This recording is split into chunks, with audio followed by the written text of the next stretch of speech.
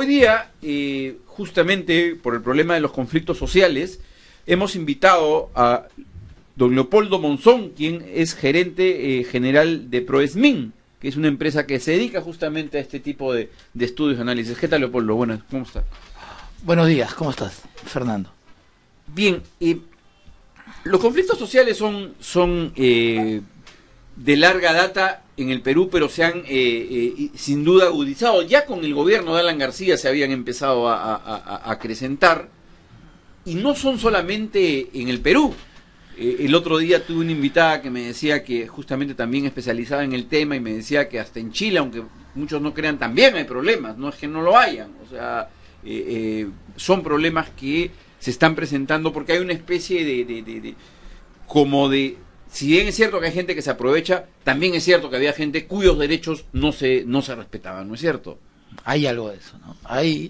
Primero, en perspectiva nacional, el último informe sobre los conflictos sociales emitido por la Defensoría del Pueblo indica que hay 245 conflictos sociales que están entre activos y latentes, de los cuales lo primero que a mí me llama la atención es que hace unos 3 o 4 días la PCM, a través de el director de temas de conflictos sociales, ellos anunciaban que había un total de 100 y tanto.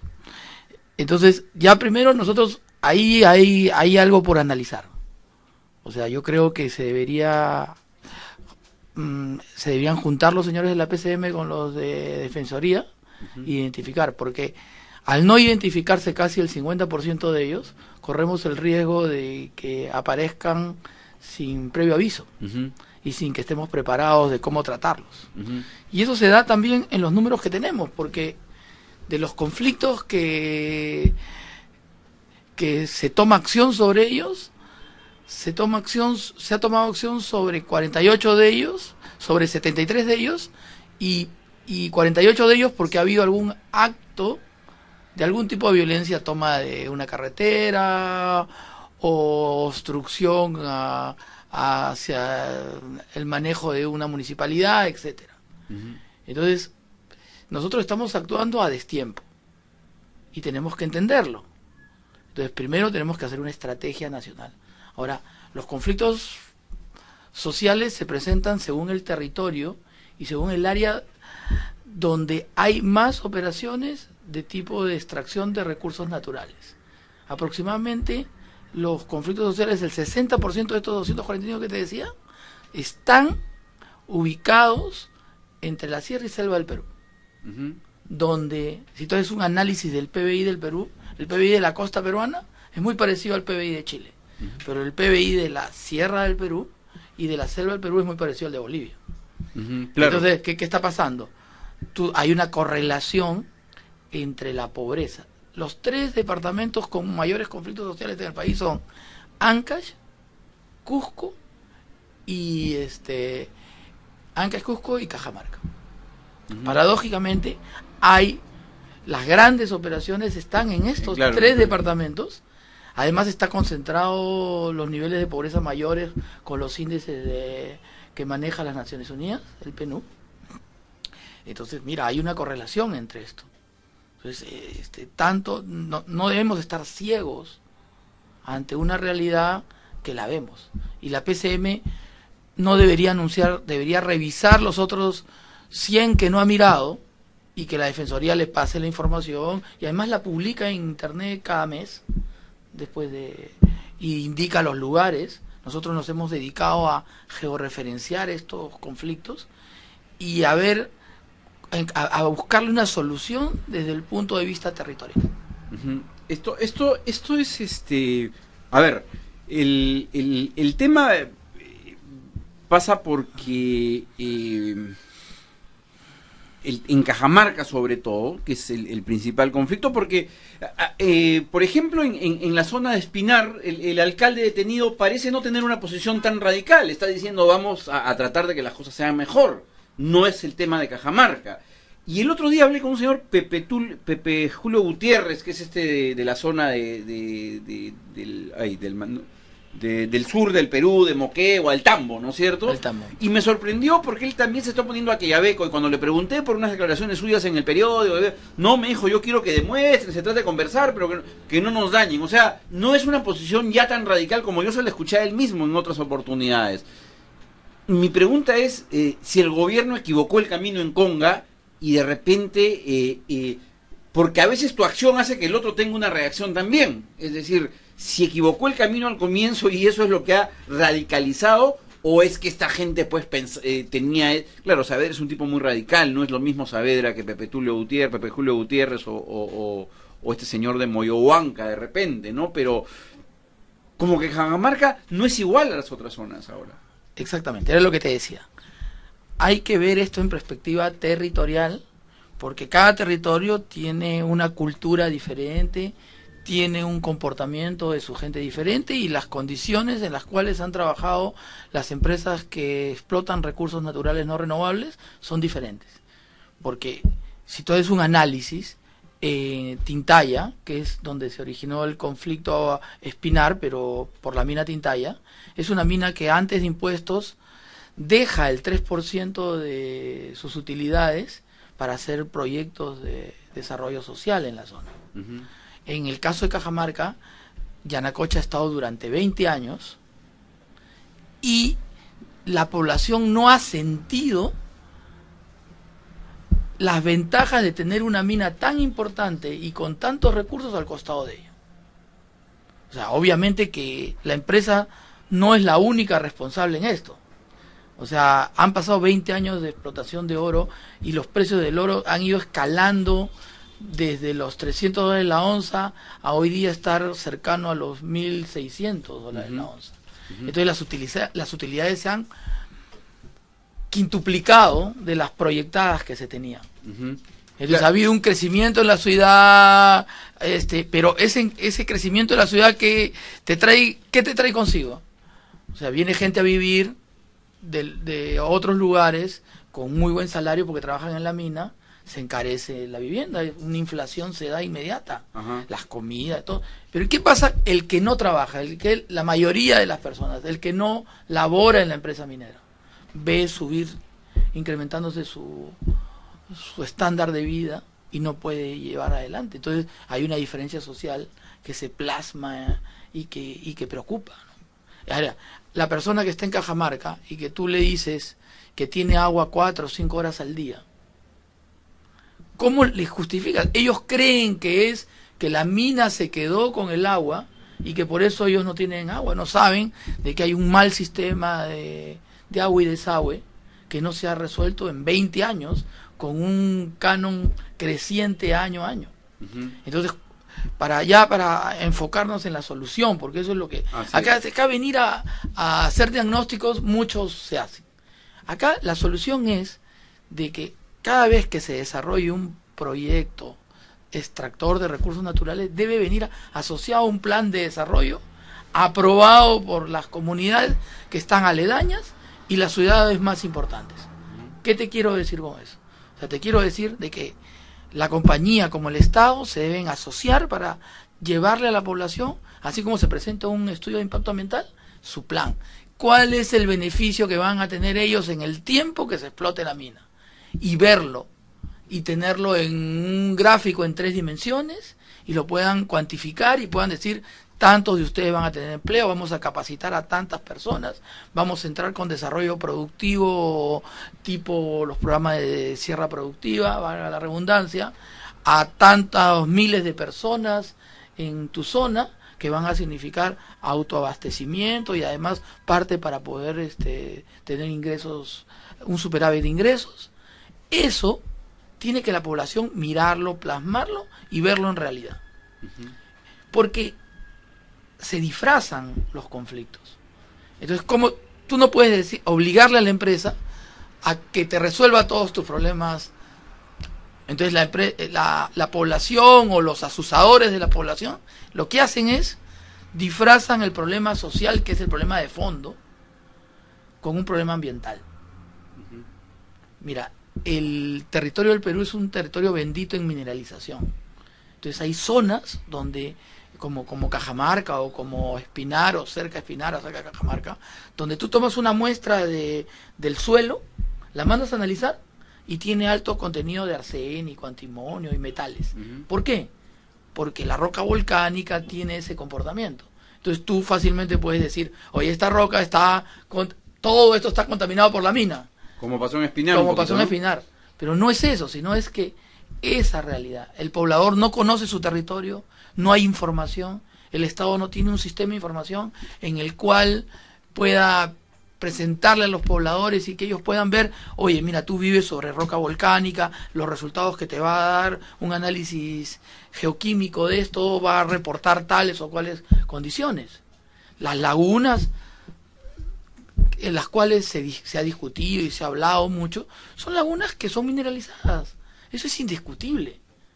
Pero el poblador tiene que entenderlo y tiene que ver lo tangible que va a ganar él. Ahora, ¿no hay también un problema allí de ideología? Es decir, ok, ellos tienen que ver lo que van a ganar económicamente, pero son gente que puede tener otra concepción de las cosas. Es decir, como pasó con el Cerro Quilich, que tú le puedes decir vas a sacar mucho oro, por lo que sea, pero ellos tienen una visión del sitio a lo mejor distinta. Y te lo digo por una versión que me dio algún entrevistado que es un poco socialista, pero me decía, a ver que a Cipriani le digan que ha encontrado oro debajo de la catedral, a ver si va a querer que se baje en la catedral para sacar el oro. Es decir, hay un problema también de entender la ideología de esta gente y conversarle un poco, porque al final de cuentas es cierto que si le explicas bien las cosas podría entender, pero hay que hablarles en sus términos, o sea, se necesitan quizás más sociólogos y menos economistas, ¿o no?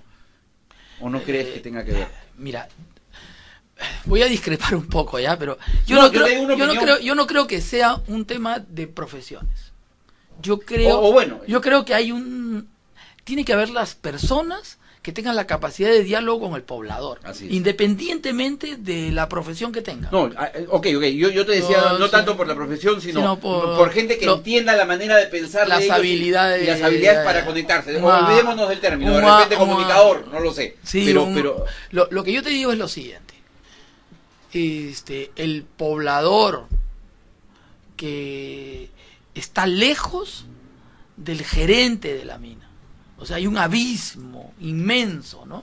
Es un hombre, pues, el gerente de la mina es un hombre que es el todopoderoso y que viaja en avión y llega directo al hotel más importante de la ciudad y está ahí, o a veces llega hasta en helicóptero. Así es.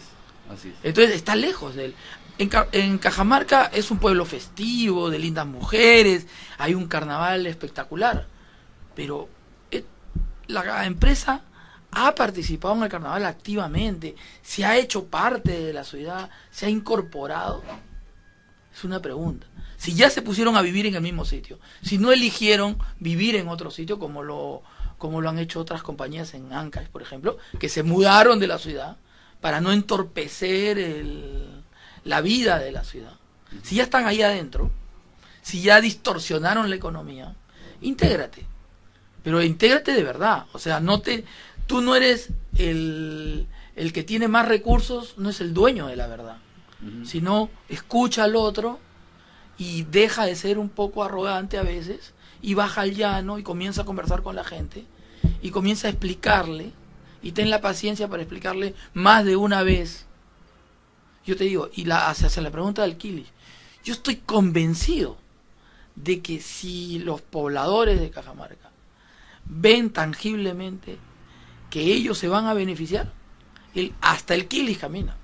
Sino que ellos han visto 20 años y han pasado, ¿dónde están mis beneficios? Se beneficia a fulano, sultano. Claro, hay una parte de la población que se ha beneficiado, los que han podido trabajar con las operaciones, los dueños de hoteles que crecieron la demanda de personas, pero el grueso de la población no ha visto una mejora. Entonces, y solo ve que las cosas se encarecen, pero ellos no mejoran, ¿no? Ellos no mejoran. La vivienda, mira, ¿tú sabes qué pasa en Cajamarca?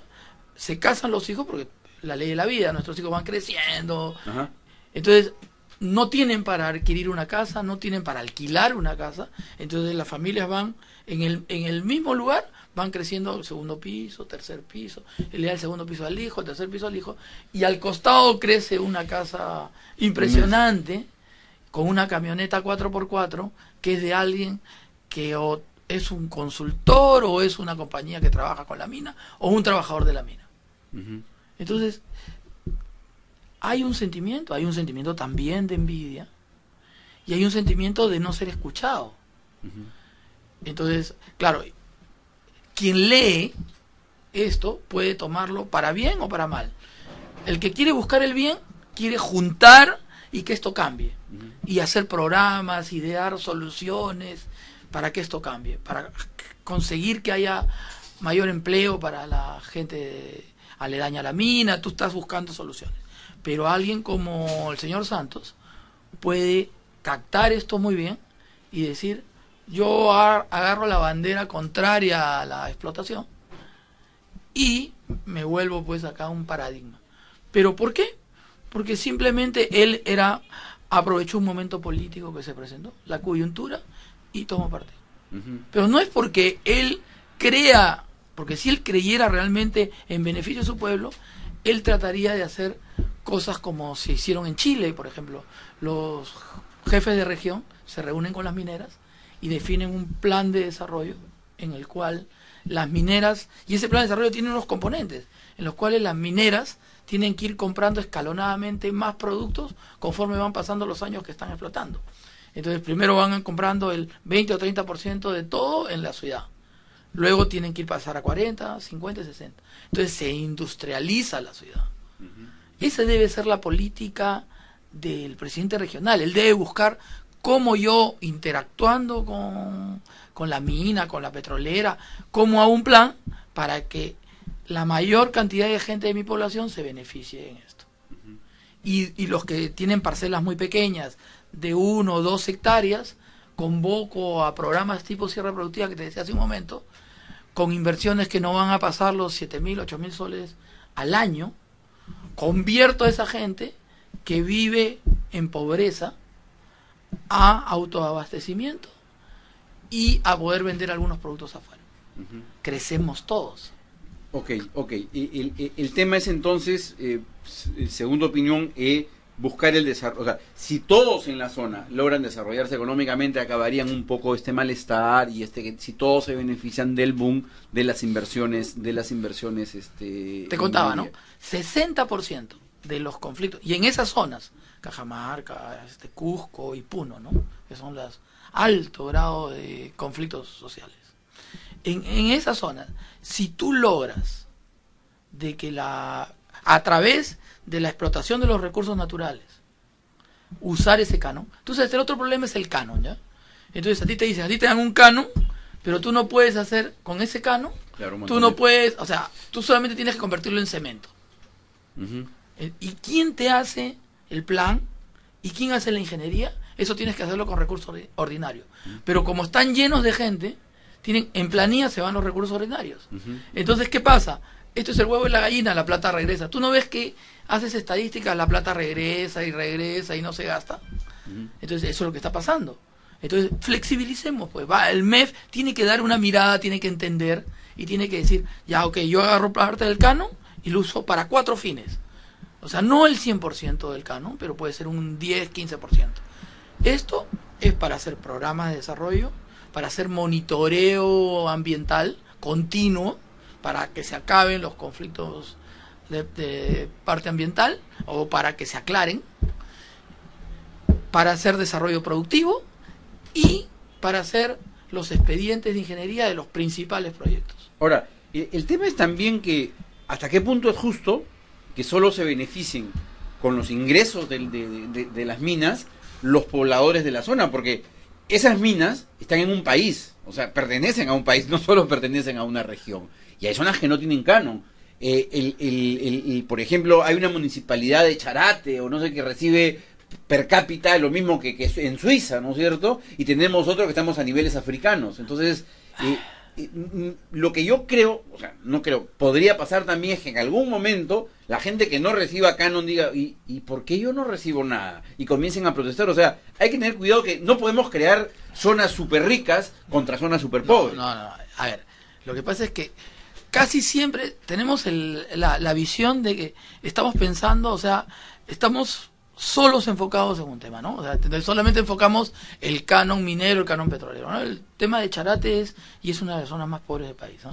O sea, dicho a pesar de lo que reciben. Dicho sea de paso, porque nunca se termina de gastar, porque nunca se termina porque no tienen ni la capacidad, porque no tienen ni el personal para contratar. Pero era lo que te decía, o sea, usa parte de ese canon para hacerlo, pero bueno. Claro, esa es la idea. ¿Ya? Es un problema también de la regionalización y de la descentralización. Pero y también el MEF y sus condiciones y obligaciones que te pone para el manejo, ¿no?, del canon. Pero bueno, lo que te quería aclarar era unos temas. O sea, el canon debería también darse para otros sectores. O sea, así como hay el canon minero, el canon petrolero, debería funcionar el canon marítimo. Debería funcionar el canon... ¿Pero el Callao no tiene un canon portuario, por ejemplo? También. Yo creo que sí lo tiene. ¿Tiene? Pero por eso, todo eso se debería ser, porque para llegar inclusivamente a todo el país, el canon maderero. Entonces ya el canon agrícola, las grandes extensiones agrícolas, parte de lo que tributan debería generarse en un canon, ese es el canon de la costa, ¿no? El super canon de la costa, el canon industrial.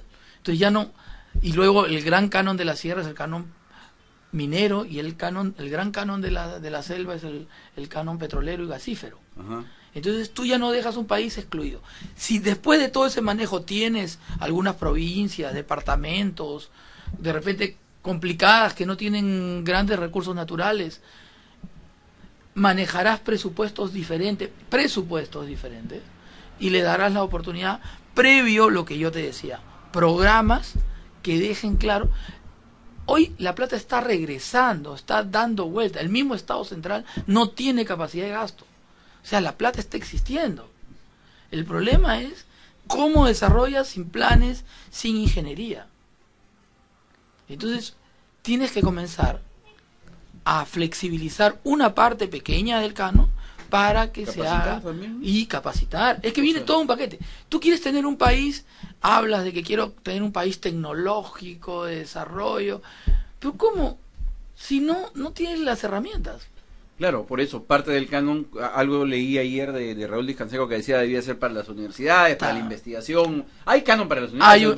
Para las estatales. Pero creo que solo para determinadas cosas, o sea, no pueden en investigación, sino para infraestructura. Y termina estando amarrado. Mira, el tema ganadero, por ejemplo, es un ejemplo rápido, ¿no? O sea, tenemos el país, ¿no?, en comparación al mundo, la producción de leche es bajísima. Y lo que pasa es que territorialmente tenemos un problema de un virus que se llama la fasciola hepática, que se pega a las vacas dependiendo del lugar geográfico donde estás, altura, clima, etcétera. Nacen. Entonces, todo se investiga. Y eso solo en Cajamarca, la pérdida calculada está por el orden de los 200 millones de soles. O sea, tú puedes hacer una investigación, hacer un manejo con el canon universitario. Los profesionales de la universidad lo hacen con sus profesores de doctorado y arman todo el proyecto de solución. Eso no debe costar ni 2 o 3 millones de soles. Tangible a favor de lo... Pero no estás prohibido, no que el mes no te permite, que no te hace, y también no hay creatividad para hacer las cosas. Eso a propósito de lo que estás diciendo, justamente la vez pasada escuché una entrevista a un señor García Sayán, me parece que no es el de la Delgado Sayán, que hablaba sobre que el SNIP era una traba que debía prácticamente flexibilizarse mucho, y dijo que todo esto se creó en un momento donde lo que se trataba era de no dar plata porque no había, entonces se ponía un montón de trabas, pero que ahora debería dejarse mucho más libertad. En todo caso, si una autoridad comienza a hacer obras disparatadas, será la propia población la que lo castigue, lo investigarán después, pero que no puede ser que todo tenga que venir hasta Lima para que se apruebe un presupuesto, en un trámite larguísimo y con un montón de condiciones, ¿no es cierto? A ver, las obras disparatadas no deben pasar. Claro. No deben pasar. Y el SNIC sirve para eso. Pero tampoco el SNIC no te va a permitir no hacer nada. Entonces, claro, mira dónde está la trampa. La trampa está que sí, seguramente alguien lo hizo para evitar que haya una piscina al costado de la municipalidad de Charate, o el monumento al toro, o la plaza de toros primero que el agua potable. Pero tú tratas de resolver un problema y terminas creando otro mayor. Porque, te vuelvo a repetir y lo he dicho durante esta entrevista ya 2 veces, tú no puedes hacer obra sin ingeniería. Y el país no puede crecer tecnológicamente si no comienza a hacer ingeniería. No, una provincia no puede desarrollarse sin un plan y sin un ordenamiento. Pero para hacer ingeniería, o sea, por Todo supuesto, lo que pasa es entonces que necesitamos que en las provincias y en las regiones tengan gente más capacitada, en los funcionarios de los gobiernos regionales y en los funcionarios, y para eso necesitas pagarle más de 2.000 soles, que es lo que se le paga a un mucho empleado. más. Necesitas tener a un ingeniero de primera calidad y tienes topes. Entonces, si tú flexibilizas parte del canon, vas a poder contratar a gente mucho más calificada, que haga mucho mejores expedientes, no disparatados, y que lleven al desarrollo de la región en lo que necesita y en lo que la población aprobó. ¿Me entiendes? Como tú, así como tú apruebas un EIA, tú deberías aprobar el plan de desarrollo de la región, y del departamento y de la provincia y del distrito. Entonces tú ya sabes qué va a hacer. El poblador ve, y si el poblador necesita más, tener una visión más concreta del tema, le armas un modelo en 3D y él ve lo que va a pasar acá. Acá va a estar mi plaza, acá voy a sembrar, acá va a estar, voy a reforestar. Y él tiene su... Entonces él dice, esto lo voy a conseguir en 5 años. Perfecto. Él ya tiene su figurita.